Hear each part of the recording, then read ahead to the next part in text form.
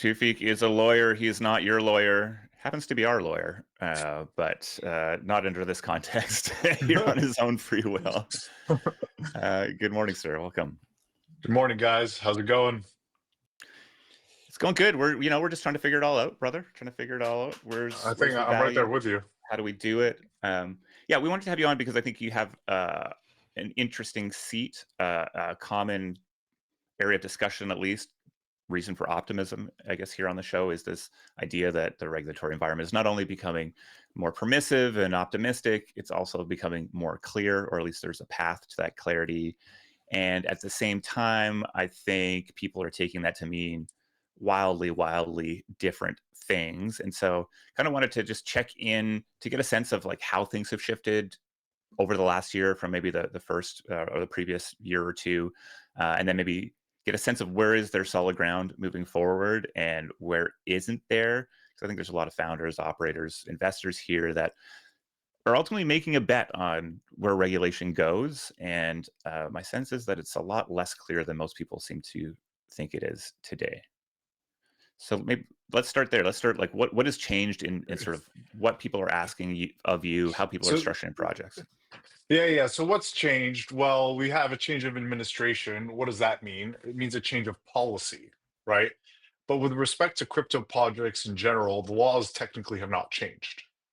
And that's really key to know. What has changed is the policy with respect to the interpretation, the enforcement of those laws, right? The SEC has rulemaking authority, but it also, in a large part, interprets the rules and then applies them. So this is important in the sense that, okay, are you going to get these kind of ridiculous enforcement actions against Uniswap, Coinbase, etc.? Probably not with this SEC. Has the law in and of itself, I'm putting stable coins aside here because I think stable coins is its own unique circumstance, and most crypto projects are not out here issuing stable coins, right? Most of them are saying, well, we want to issue some sort of network token, some sort of token that has some sort of utility and uses the blockchain in the way it's supposed to. And is it a security or is it not, right? Is kind of the key question that we kind of get asked. And the enforcement action, the enforcement policy has changed. A lot of the interpretation of the laws have changed, and we've seen the SEC come out and put a lot of staff guidances, right, where they are publishing these notices. They're saying, okay, well, if you're doing proof of work mining, this isn't kind of an investment contract for XYZ reason, and if you're doing proof of stake mining, this is why. So that's been very useful, but for a lot of things, nothing has really actually changed from a legal perspective. What that means is that you can still be sued, right? Like you can still be sued in a class action based upon these, the same laws, regulations, and case law that existed, prior to Trump coming into the administration. So people need to be a bit aware of that. But in terms of SEC enforcement, things have definitely changed, and that's a positive. Looking forward, we obviously have, the market structure bill, which is called Clarity, right? That hopefully is going to put, there's a lot of clarity to how things are going to be set up. And there's a lot of positives in there, right? But I don't think people should get their hopes too high. Government still be governmenting. And I think kind of the biggest worry that I got is, is it even going to pass, right? There needs to be bipartisan consensus for this to pass. And I think there's not that much love between the parties right now, right? And my biggest issue is Trump's grift, right, with his family coming out, and the New Yorker putting a very intensive investigation on his family and how much money they've made in crypto. Like most of the Democrats are really upset about the grift, right? And is this grift going to hurt crypto in the long run? I really hope not, right? And that's my biggest worry. I'm interested in what, I guess, your conversations with founders you've been having recently. Does it just kind of hang on, this idea of a lack of enforcement, so they're willing to go further out on the risk curve, or do we have some kind of advances in maybe Marshall Islands DAO structures, or kind of the more structural kind of stuff around this technology that gives people more clarity? So we do have a lot of clarity with respect to kind of certain ways in which network tokens are been operating, right? Like I said, we have a couple staff notices. We have obviously the layer zero no action letter, which is very informative, right? And really builds a cohesive framework for people to fit who want to build um, these these network style tokens. And layer zero is almost like a perfect example, right? Like it's a deep end project. They have, you have unallocated broadband, and you need to find a way in which that's more equally distributed. It's almost like a perfect example for a network token. I think what I'm seeing a lot of is a lot of this kind of restructuring of traditional securities activities and just throwing it on chain, right? What does that mean? We see a lot of these vault structures, which are very interesting, right? Where you're going and basically setting up decentralized managed accounts, right? And those are just 10x more challenging because you're getting right into the thick of it. You're getting right into the heart of the securities regime, and it is very challenging to be able to kind of like get a try to build a economic or business model that doesn't have some risk there. So then it's a big part of the job is just like this trade-off between risk, right? Because from like I'm a lawyer that understands my position, right? I'm a hammer and I don't want to see everything as a nail, but that's sometimes how lawyers act. And I just need to understand that I'm a conduit for business. So the way I look at it is from an expected value standpoint, right? Like how much spend in legal right now will reduce the amount and the probability of the chances of something bad happening in the future, right? And so you can calculate that if you have a 1% chance of a $5 million max fine, you can calculate what the expected damage value would be, and then you can put a number against what the legal spend estimate is. And that's how I'm always working. I'm always working from there's a diminishing marginal return to if you spend too much money on legal in terms of how much actual risk reduction you go as you spend more. So it's a delicate balance, but I try to keep kind of the business focus in mind because, we could have, if BlockFi or any of these companies went to a lawyer on day one, he would say, no, don't, stop, right? And yeah, you wouldn't have any risk, but you would also not have a fucking business, right? So, like, well, I mean, yeah, so, I always sort of frame it up as crypto's always been about pushing into these gray areas for better or for worse, but ultimately, where we are as an industry today is because of people taking that risk, whether that's Uniswap or even back in the day with Coinbase. I am intrigued. We had Coinbase on yesterday, and Keone from Monad talking about their token sale. Obviously, Coinbase, a regulated exchange in the United States, offering a token sale to retail investors in the United States, feels like one of those things that was very clearly going to be seen as offside by the previous administration, and even absent specific laws right now, Coinbase seems to be very comfortable in the direction things are going to offer this. What's your sense of why they're so confident in that? Yeah, like I think if you can set it up within the framework that we have currently around the interpretation of the SEC currently, right? I think there's a high level of confidence that you can do a made in USA token launch. And we've done actually a couple already of these made in USA token launches. Now, there is still, a slight bit of risk because remember, just because, if clarity doesn't pass, right, and this administration goes lame duck post midterms, and we have another Gensler 2.0 post Trump, right, and nothing has changed, we can have a reversal of what's happened here potentially, right? And so I'm also looking at things from a longer time span for a token launch, especially Coinbase's. That's interesting. For certain other projects, maybe that three-year window is good enough.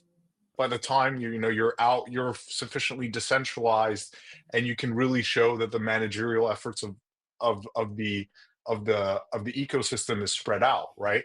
So I think from my perspective, it's really dependent upon that kind of benefit analysis. But you can see that there's clearance now on what that fourth prong of Howie on the efforts of others really means, and how is that going to be applied specifically for these network tokens.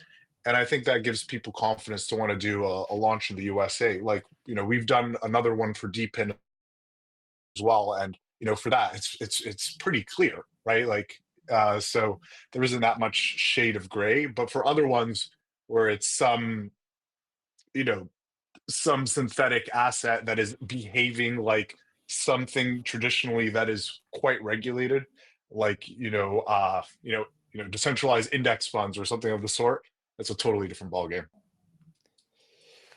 What comes? Is Clarity kind of being treated as the kind of holy grail market structure act, or is it kind of a step? Is there something coming post Clarity? There's a lot of stuff coming Okay, post what's coming post Clarity?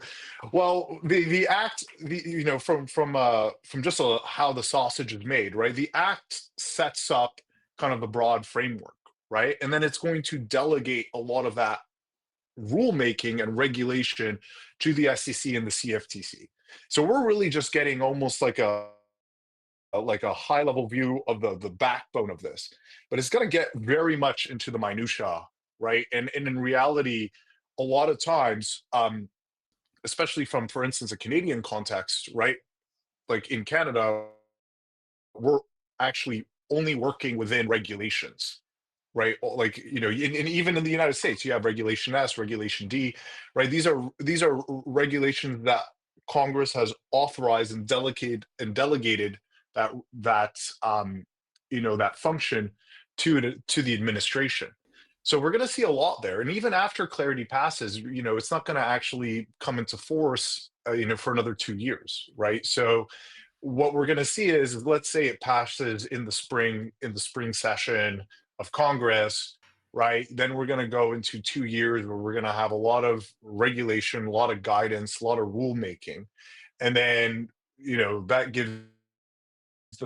gives time for the market, lawyers, etc., to get up to speed and internalize all that, and then it comes into force, probably, in 2028, right? And then we actually have something that keeps going. The good news is it's very rare, if the law passes, for laws to be rescinded, right? And I pulled this stat up from my Twitter blog once, but it was like it's less than 0.1% of all laws, when they did the review since the 1860s in the United States, get rescinded, or something crazy like that. Don't quote me on it, but like, if this thing passes, like, there's a clear chance that you will have we will have this clarity, and that's really positive. And what I really like about it as well is just the focus on decentralization, right? Because I don't know about you guys, but decentralization is a key condition of the blockchain space and what we're doing here. And I find a lot of these centralized actors, are basically the things that were supposed to be replaced, masked in this new technology, right? Like BlockFi was an amazing example, right? Get yourself unbanked. You're fucking worse than the banks, right? Like, you're actually less trustworthy than the banks. I would rather put my money in the banks than you. And you could go down the laundry list of these centralized exchanges that misrepresented themselves, and were charlatans in our movement. So what I really like about the legislation is the decentralization safe harbor, right? And how we're actually changing decentralization to make it much more of a clear cut test, rather than this very squishy efforts-based test which currently exists, to really boil it down to a control-based test that is much more determinative and allows people to actually be in crypto in confidence, knowing if their token is in colloquial terms, a utility or a security token. I mean, I think I've seen, and maybe I'm guilty of this myself, that decentralization test be used maybe more broadly than I think in our conversations you feel like it should be used. Like, there's sort of if we look at maybe the Duna structures that are being created, or just these DAO structures, and DAO structures being used as blockers in various ways to introduce decentralization into a process that maybe has other touch points with regulations and the laws. How broadly can we assume that sort of test will be applied and be applicable to the things that founders want to do? In Clarity, it becomes quite a key linchpin in, I would say, your ability to be subject to either securities or commodities, the commodities regime, or if you are not, right? And the new control-based test would be, that no central owner or their affiliates own more than 20% of token supply. The protocol is open source. It has some sort of utility or governance function to it.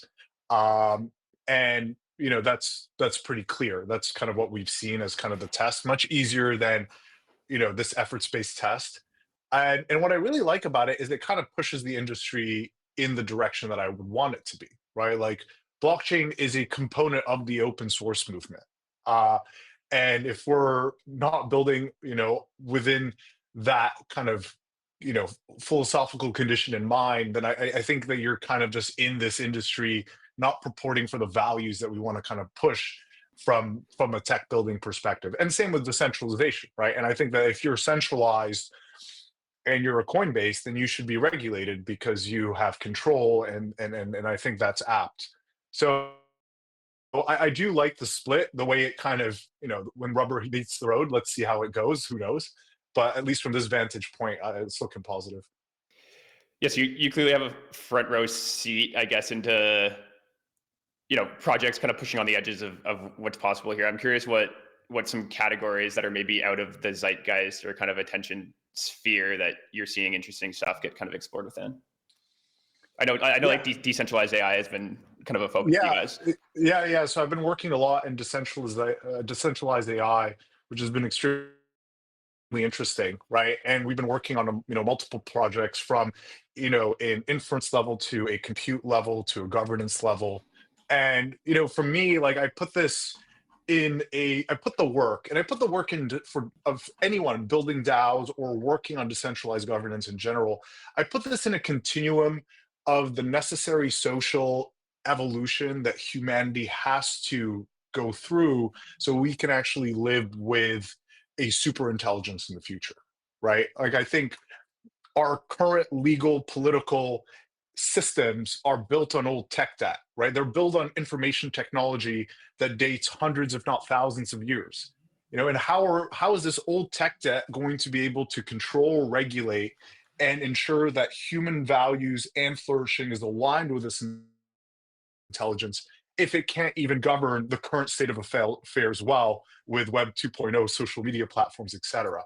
So I think part of this innovation is that we need to be able to show an alternative. We need to be able to show an alternative that says, hey, actually, there's another way that we can ensure that humans are sovereign to the AI, that the AI is not completely controlled by the hands of a techno aristocracy that we just allow them to strip value across all manner of economies, and that we can then at least have this alternative to show for it. Because if shit hits the fan, I don't know if we do have an alternative, right? And so I think the work that we're doing in all DAOs, really, but in specific the ones with decentralized AI, is important governance innovation that hopefully will bear fruit in the future. Governance innovation is an interesting turn of phrase there,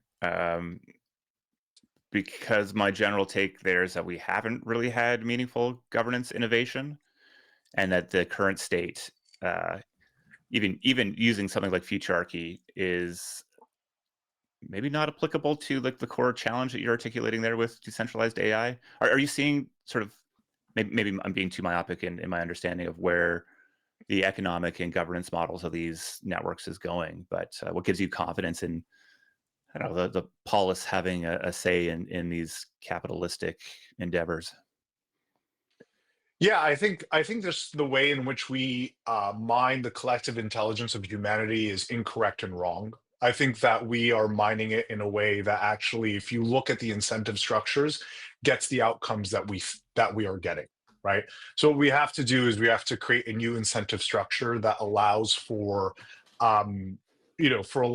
actually truth, for better decision making. Right.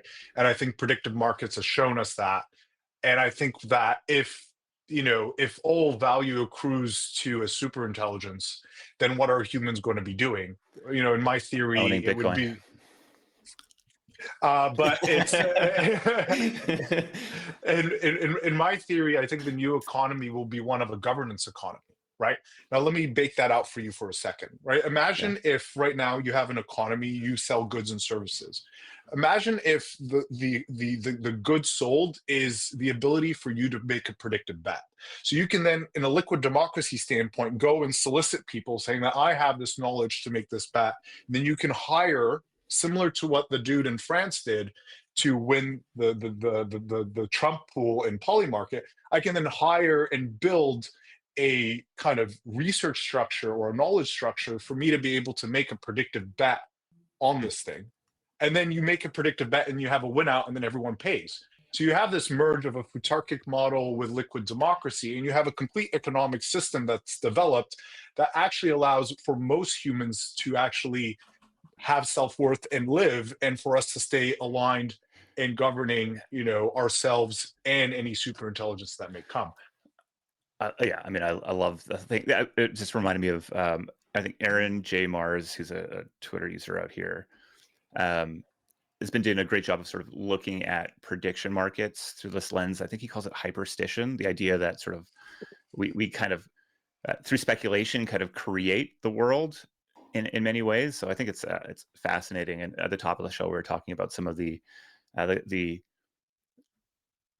manipulation, shall we say, around the MetaDAO launch, and mostly likely driven by incentives on Polymarket. So definitely an interesting world we're walking into. And I think people need to give people the ability to make errors and to fuck up, right? This is part of the innovation model that we need to have. Everyone's so freaked out, right? And then everyone's easy to blame. Oh, this doesn't work because XYZ. You know what I mean? Like if we were, if it was 1776 and we were saying, oh, democracy sucks, it never works because of the first couple of years of the United States' existence, right? Like we would have completely lost over 200 years of growth and prosperity that democratic system had given us. So we need to give people a bit of slack and allow for experimentation. Now, I don't know exactly the story with MetaDAO that you're speaking about, but part of that experimentation is necessary, because at the end of the day, like, I'm not saying that this stuff is going to take over or control or be the solution, but I think we just need to have that like call to courage to try, right? I agree with that. I mean, I think what's so much of the reactions around price action and around the questions around what's interesting and valuable in tokens, I think in some ways just a reaction to a sense of stasis or boredom or lack of imagination in many ways. And I think depending on where you are in the crypto ecosystem, I think that intrigue or novelty may be greater or less. But if what we're talking about is revenue and a return to fundamentals, and we're not talking about this new neural net that has a chance of freely value or fairly valuing the intellectual input and creativity of humanity, I feel like there's a very different rooms to put yourself in with different things on the walls, and one seems a lot more interesting to me. So I feel like we just go back and forth between this shit so much. So much of this is like, well, the institutions are here, we have clarity, and all good. I'm a big fan of all that sort of stuff. But to take that and also think that some weird, twisted mashup of an approach that sort of builds on some of these experiments that have been running over the last, say, 5 years, doesn't also come out and completely change the game is maybe underestimating human creativity here a little bit. Don't take the under on humanity, Toufic. Don't take the under on humanity. Or weirdness, man. I think that just betting that the future is going to be infinitely more weird than we can even expect is the right position to take. And you see a lot of people, trying to shove crypto back into old valuation frameworks or old world structures. And we do have this trend, right, where we sort of things go out, and then there's sort of like a return to I guess mean reversion at some way. And I think people use that to sort of suggest that we won't have as much weirdness. And I think instead what we're seeing is just sort of these explosions and mean reversions happening at a far greater frequency to varying degrees, some small, some really big. So that would be my pushback against the pushback that I think you will get on your statement there, Josh. But to like bounce off of that, like it's just, crypto was born in the water that we all swim in, right? Which is this, fourth stage capitalist condition that we currently live. And it's not big enough to actually change the system itself. It's actually too small that it's being influenced by that system. right? So fast forward to, go back to what Satoshi said in his white paper, go back to the cypherpunk movement. And if they saw what's going on today, they would be completely livid of how their technology and their movement has been hijacked, right? But it's because we have a bunch of people who were raised with conditional love and who think that, like, money, status, power is just like the thing that and and and and they're still in this rat race, right? They're still in this rat race. But I think everyone just needs to understand that we are the masters of our own destiny, and the key question in the future is, what will humans become, right? And we have a say in that. And just because stuff is measurable doesn't mean that it's important, right? Right now, we all feel this, anxiety around AI and, the super intelligence and this huge wealth transfer. But from a GDP standpoint, what we're measuring, it's all green, it's all positive, right? So how can all our indicators that our leaders are looking at all be green and positive, but we all see the thing that's coming? And even broader, and even taking a step back, how can it be that the greatest invention that humans have ever created is coming out now, and we, in our current economic structure, are interpreting that as doom, right? Let's take it a step back and say, does that even make sense? And it's not the technology, it's our social cultural structures and how it is being applied to that technology. And for us to be able to live in this new technological paradigm, we have to have that social innovation to allow for that prosperity to be shared. I'm just having flashbacks to a conversation with my father over dinner on the weekend, where I'm like, why are you, somebody who is not spending any time deeply in this technology, so afraid of it? So afraid of it. I mean, maybe that's the condition there, right? I mean, we're coming out of like decades and decades of human agency just kind of being suppressed, and these like paths to success just being laid out, and then suddenly those no longer look like valuable paths, and people are like, okay, like what am I supposed to do? Yeah. I mean, I get the uncertainty around it. It's just guaranteed misplaced at some level, Of course, right? So not to say that's not important to engage with, but I think it's important to engage with and to take a measured approach to. It's misplaced, but there's also an embodied feel. Like, everyone feels it right here, right? Everyone's feeling this anxiety right here. I do love that the lawyer here is actually like right at the front end of this disruption, and he's sitting here being like, I feel actually right, they're coming after me, Sam Altman's coming after me. Well, at the end of the day, the thing that I see missing in the conversation is the legal, right? Legal is just a coordination layer, right? That's what it is, right? And it's an intersubjective reality that just lives in our own heads. And it allows us to do what humans do best and why we're the king of all species, which is to cooperate, right? And we cooperate in this fiction where you go on green and I stop on red, but that's beautiful. But how do you build that cooperation with an agentic AI that has no reputational feeling, is unable to be able to have laws applied to it? You can't even exert violence on it, right? All the ways in which we culturally get people to follow rules don't exist. And this is where blockchain and law, I think, become extremely merged, is because I think blockchain will be the new intersubjective human to computer reality in which we can actually start, governing both ourselves as agentic agents in this economy. All right, man, we got to leave it there before we go down a whole other rabbit hole. I did like the range, man. The range we just went on in that convo. I like this tweet from Jared Hecht here. 50K in legal fees for a seed round with 1 turn of term sheet and 0 turns of boilerplate NVCA financing docs. Who's building the D2C AI lawyer to put an end to this madness? Found that funny. Those NVCA docs are a total sham. Oh my god. Preach, brother.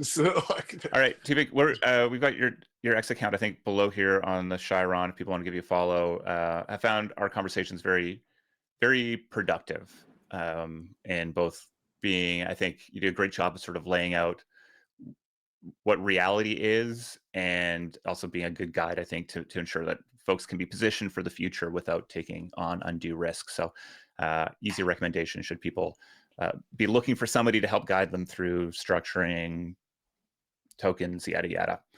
So yeah, thanks for hopping on, man, and look forward to talking to you again soon. Thanks, guys. Pleasure. Peace, buddy. Cheers.